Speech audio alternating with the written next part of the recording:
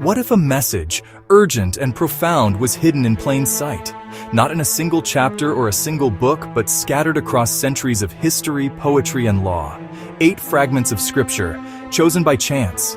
A psalm of thanksgiving, a battlefield trumpet call, a quiet promise between friends, a king's desperate plea of innocence, a Roman governor's political calculation. On the surface, they share nothing in common. But when pieced together, they reveal a stunningly coherent and sobering narrative. A story not of coincidence but of consequence. A story about the inescapable link between human action and divine judgment.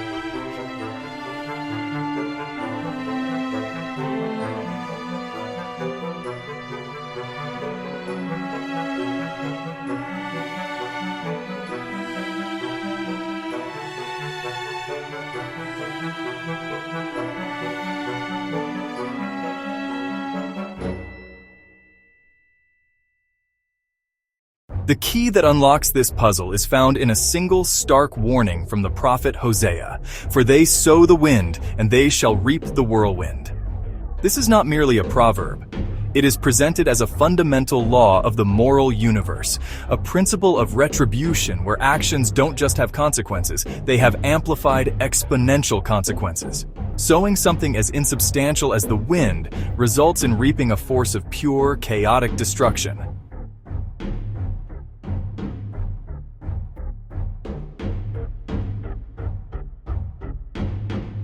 Nowhere is this principle more vividly illustrated than in the actions of one man, Pontius Pilate. In Mark 15:15, to satisfy a restless crowd, Pilate makes a choice. He sows political convenience. He releases a known murderer and condemns an innocent man. It is an act of pure expediency, a puff of wind to calm a momentary political storm. But the whirlwind he reaps is a catastrophe of cosmic scale. Within this framework, his choice results in the crucifixion, an event that stains not just his hands, but the very system he represents. He sowed the wind of popular opinion and reaped the whirlwind of divine judgment.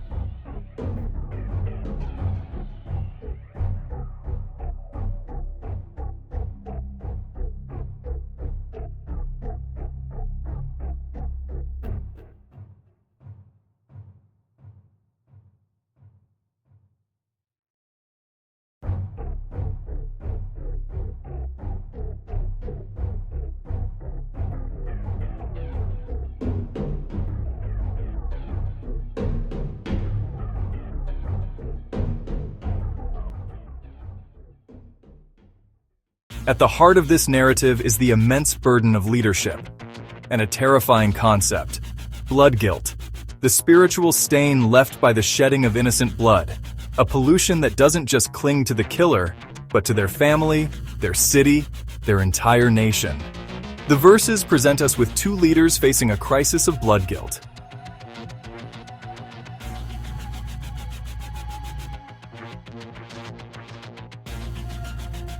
In 2 Samuel, King David hears that his general Joab has murdered a rival. David understands the danger immediately. The blood of Abner threatens to contaminate his entire kingdom. His response is a desperate act of spiritual quarantine. He publicly declares, "I and my kingdom are guiltless before the Lord forever."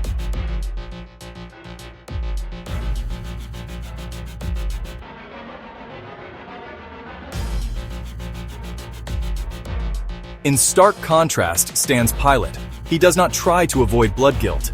He knowingly incurs it. He doesn't manage a crisis. He creates one. To appease the multitude, he makes injustice the very tool of his government. While David fights to cleanse his kingdom of blood guilt, Pilate deliberately stains his for political gain. These 2 moments are framed by other leaders. Ehud, whose trumpet blast in the Book of Judges represents the sanctioned, necessary violence of liberation, and Jashobeam from 1 Chronicles, whose orderly command of 24,000 men represents the ideal of a peaceful, well-managed state, free from the chaos that creates such moral dilemmas.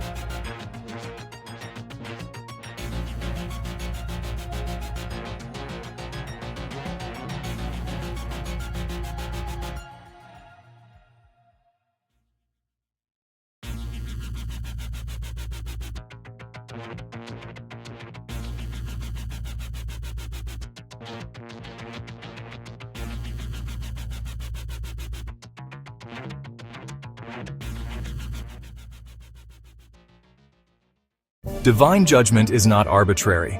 It is a response to the violation of a divine standard. 3 of our verses provide the blueprint for this standard, the ideals against which the others are measured. First, 1 Samuel 20:17 gives us the ideal of covenant, a bond between Jonathan and David founded not on law, but on a love so profound, one loved the other as his own soul. This is the standard of loyalty shattered by political betrayal.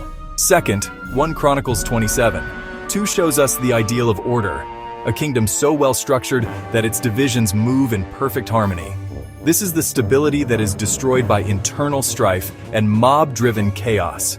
Finally, Psalm 75:1 articulates the ideal spiritual posture, a people giving thanks to God, celebrating His nearness and His wonders. This is the relationship that is broken when a people forgets its Creator. These are not random, sentimental verses. They are the moral foundation, and the breaking of these ideals, the violation of perfect love, perfect order, and perfect devotion, is precisely what it means to sow the wind.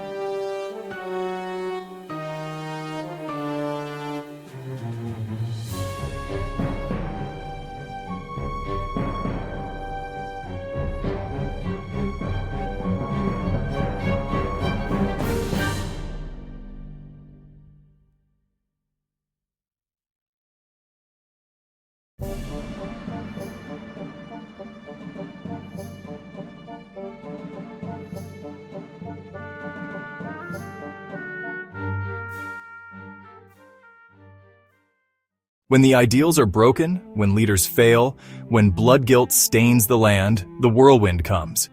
The verses show that the culpability is both individual and corporate. David feared for his kingdom. Pilate was motivated by the multitude, making them complicit. The consequences of sin are never contained.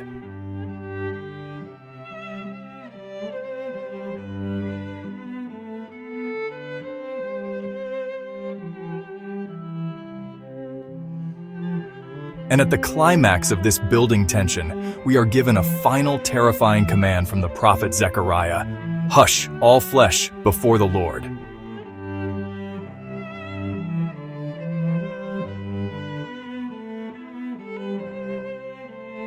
This is the moment of divine intervention, the point at which God Himself rises to act. In that moment, all human arguments, all self-justification, all structures of power become meaningless.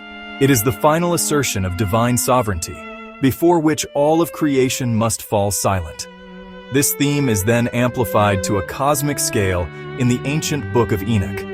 Here, the failures of earthly leaders are mirrored in the allegory of the 70 shepherds, who are entrusted with a flock but lead it to ruin and are ultimately cast into a fiery abyss.